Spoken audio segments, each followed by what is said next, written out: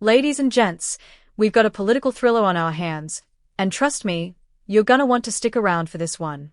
Just when the federal election seemed all but locked in, Mother Nature throws in a wild curveball, tropical cyclone Alfred. And now, the Albanese government is staring down a brutal choice: call the election and risk looking heartless in the face of disaster, or delay and play a dangerous waiting game.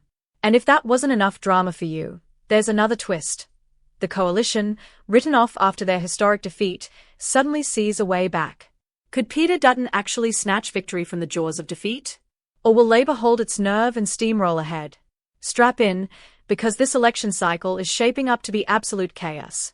Sky News political editor Andrew Clennell reckons the government would be mad to call the election early, especially with a cyclone threatening to wreak havoc. Albanese and his team were eyeing off April 12th for the big day, but now, everything's up in the air. Here's where it gets juicy. 2 weeks ago, April 5th or 12th seemed like a sure bet. Then, Labour's poll numbers tanked. A couple of horror surveys had them scrambling, thinking maybe a May election would be the safer play. But now, the numbers are bouncing back. So, do they wait and hope the momentum keeps building? Or do they cash in now, before things take another unpredictable turn? Most of the cabinet is saying, mate, just go for it. They reckon if the numbers are good, don't stuff around, lock it in. But then there's the optics. Imagine calling an election while communities are underwater, homes are destroyed, and people are struggling to pick up the pieces. Doesn't exactly scream great leadership, does it? Albanese was in Queensland today, and if the cyclone does some serious damage, the last thing he'll want is to be seen jetting off to Western Australia for campaign stops while his own people are in crisis.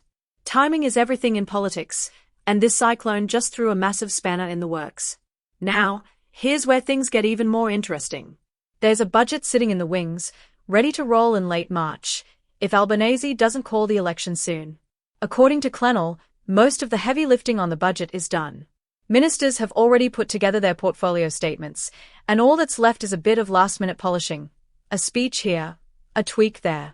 It's kinda like cramming for an exam, only to find out the test might get cancelled. But here's the kicker. If Labour wins, they'd still have to do a budget before July 1st anyway, so none of this work goes to waste. Now, the big question is, does Albanese roll the dice and deliver the budget, hoping it gives them an extra boost? Or does he scrap it all together and go straight to the polls? Either way, the timing of this election is hanging by a thread, and one wrong move could blow it all up. Now, while Labour is playing a risky game of should we, shouldn't we, the opposition is gearing up for a full-scale assault. After getting absolutely belted at the last election, the coalition is coming into 2025 with just 56 seats. To get a majority, they need 20 more. No small feat, but even if they can pick up 15, they might be able to cobble together some sort of government. Here's what's working in their favour. There's a swing brewing. The coalition is on track for a 3% shift, which would shove Labour into minority territory if everything else stays the same. But is that enough? Nope.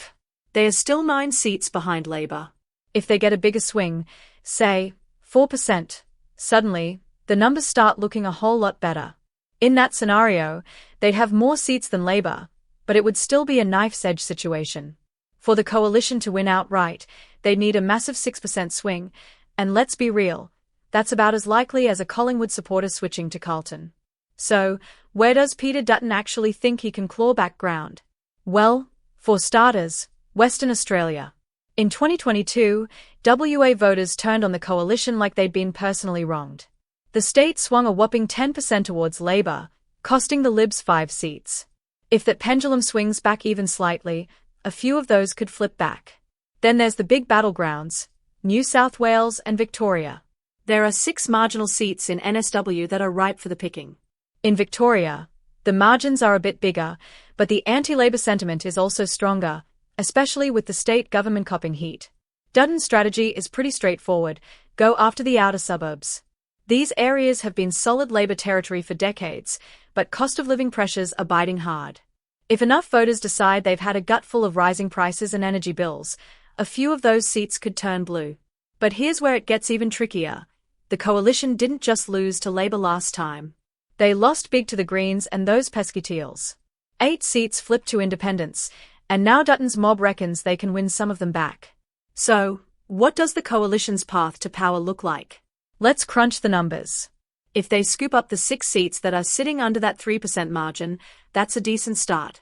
Then, let's say they snag another 5 in the outer suburbs, where people are feeling the squeeze. 3 more could come from a strong showing in WA. If they manage to pinch 3 of the teal seats back, and, by some miracle, reclaim the 2 green seats in southeast Queensland, then boom, they scrape into government with 76 seats. It's a long shot, but not impossible. And let's be honest, stranger things have happened in Aussie politics. So, here's where we are at. Labor is juggling the cyclone, the budget, and election timing, knowing that one wrong move could cost them big time. Meanwhile, the coalition is quietly gearing up for an ambush, hoping that voters are ready to boot Albanese out after just one term. Will the government call the election now and risk looking out of touch? Or will they hold off, giving the coalition more time to mount their comeback? Either way, this is shaping up to be one of the most unpredictable election battles we've seen in years. And you can bet your last dollar that when the dust settles, there'll be plenty of drama, surprises, and maybe even a few broken dreams. Let us know in the comments. Who do you reckon will come out on top? And don't forget to subscribe for all the latest political chaos, because trust me, this ride is just getting started.